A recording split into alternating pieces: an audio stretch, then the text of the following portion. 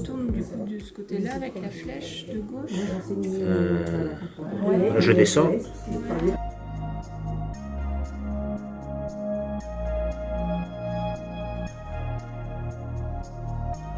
Moi, j'aime le contact, hein, que ce soit senior ou junior, parce que dans une autre vie aussi, j'étais directeur de ce qu'on appelait les colonies de vacances. La relation humaine, c'est entendre les personnes âgées se confier sur une expérience particulière. C'est ça qui est intéressant, et de pouvoir le faire remonter, que cette expérience-là ne soit pas mise quelque part, mais que tout le monde puisse en profiter.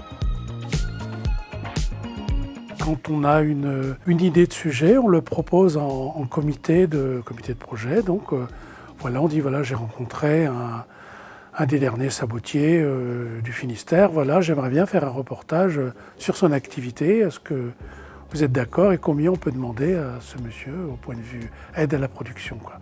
On va s'intéresser à des sujets qui concernent les seniors, bien sûr, qui concernent les personnes fragiles, les personnes en situation de handicap. On va aller voir des actions qui sont solidaires, tournées vers les autres. On va s'intéresser à des sujets sur le patrimoine. Tout tourne un peu autour de ça. L'intergénérationnel aussi, parce qu'on ne veut pas vraiment être dans une case en fait. Et puis ça n'a pas de sens parce que c'est pas ça la vie en fait, et c'est pas ça ce qu'on recherche tous.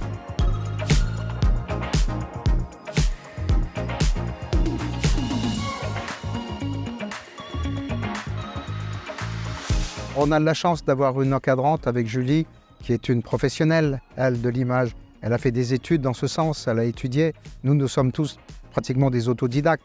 Alors bien sûr, on apprend, on a envie, et on a surtout envie de bien faire. C'est-à-dire, faut pas décevoir non plus. C'est-à-dire, à partir du moment où ça a un impact sur un public à qui on se montre, il faut qu'on fasse les choses le plus proprement possible.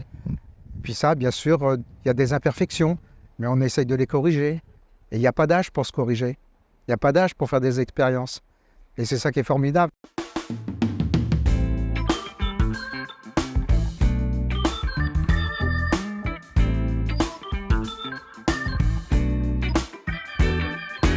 Ce sont des Brestois parfois âgés et donc qui connaissent très bien l'histoire de la ville de Brest, mais aussi ses habitants qui peuvent faire émerger des thématiques qui sont le reflet des interrogations, des envies des Brestois et donc aussi des aînés brestois. Donc c'est un vrai partenaire de confiance et on s'appuie sur leur expertise et leur expérience et leur savoir-faire de Brestois pour avoir cette collecte d'informations et ce média qui diffuse auprès des seniors et des Brestois.